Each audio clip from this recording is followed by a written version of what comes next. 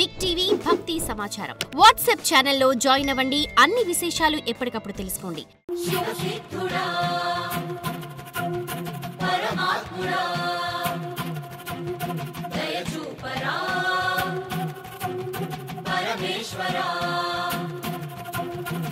చిదంబరం.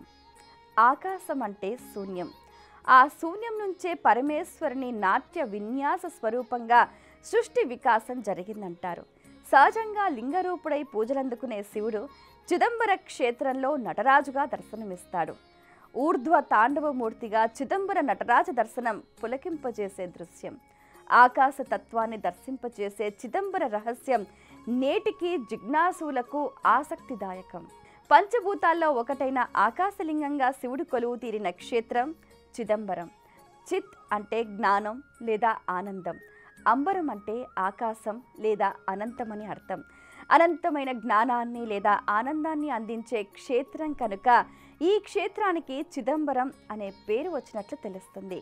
విశ్వమంతా సృజించి పోషించి లయం చేసే విరాట్ స్వరూపుని శరీరానికి చిదంబరం హృదయస్థానం. చిదంబరంలోని శ్రీ నటరాజస్వామి ఆలయం సుమారు 39 ఎకరాల సువిశాలమైన ప్రాంగణంలో ఉంది. ఆలయ నిర్మాణం సందర్శకులకు ఆశ్చర్య ఆనందాలను కలుగజేస్తుంది. ఆలయం చుట్టూ కోట గోడ లాంటి వీరప్పన్ ప్రాకారం సుమారు 30 అడుగుల ఎత్తులో ఉంది. ఈ ప్రాకారానికి 4 వైపుల నుంచి ఆలయంలోకి ప్రవేశించేందుకు ద్వారాలున్నాయి. అన్ని వైపులా 135 నుంచి 160 అడుగుల వరకు ఎత్తైన ఉన్నత గోపుర ద్వారాలు చిదంబర ఆలయంలో మనకు దర్శనమిస్తూ ఉంటాయి. వాటి ద్వారానే లోపలికి ప్రవేశించాలి. ఈ గోపురం పైన ఎత్తైన వినాయకుని ఆలయం కూడా ఉంటుంది. 13 గోపుర కలశాలను వీక్షిస్తూ 5 ప్రాకారాలను దాటుకొని ప్రధాన ఆలయంలో నటరాజస్వామిని చేరుకోవచ్చు. తూర్పు ద్వారం నటరాజస్వామికి ఎదురుగా ఉంటుంది. అందుకే తూర్పు ద్వారం నుంచి ఆలయంలోకి ప్రవేశిస్తే సర్వ శుభాలు కలుగుతాయని భక్తులు విశ్వసిస్తారు. ఆ ప్రాంగణంలోనే శివగంగ కోనేరుంది. కోనేరుకు సమీపంలోనే నటరాజ ప్రేయసి శ్రీ శివకామసుందరి కొలువు తీరింది. కోనేటికి కుడివైపు 100 స్తంభాల మండపం కనిపిస్తుంది. రెండో ప్రాకారంలో కాల సంహారమూర్తి, ఊర్ధ్వ తాండవ మూర్తులను దర్శించుకోవచ్చు. మహాప్రదక్షిణ మార్గంలో దుర్గాదేవి ఆలయం, ఉత్తరం వైపున షణ్ముఖ ఆలయం, తూర్పు వైపున నవగ్రహాల ఆలయం, దీనికి సమీపంలోనే తూర్పున 1000 స్తంభాల మండపాలు ఉన్నాయి.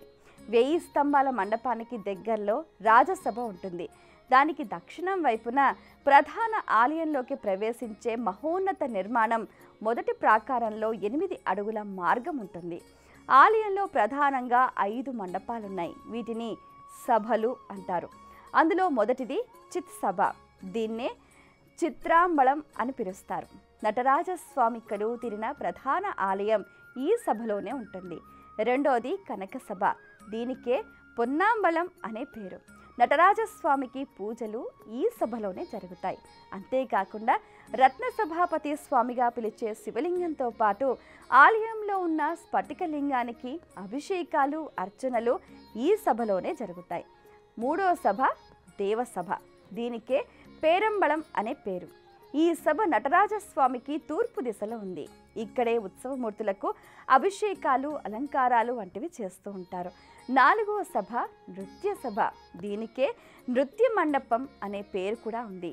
ఈ మండపం రథచక్రాలు కలిగి అశ్వాలు లాగుతున్నట్లుగా నిర్మితమైంది.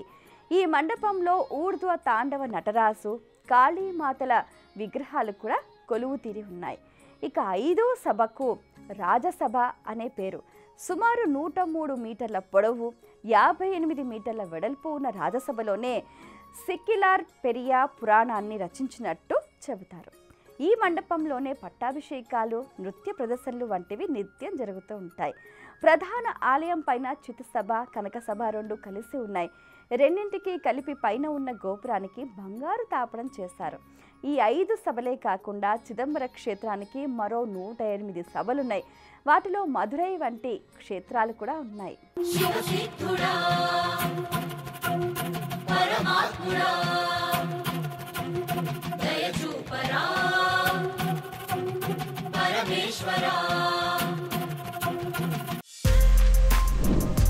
For more videos like this, subscribe Big TV channel.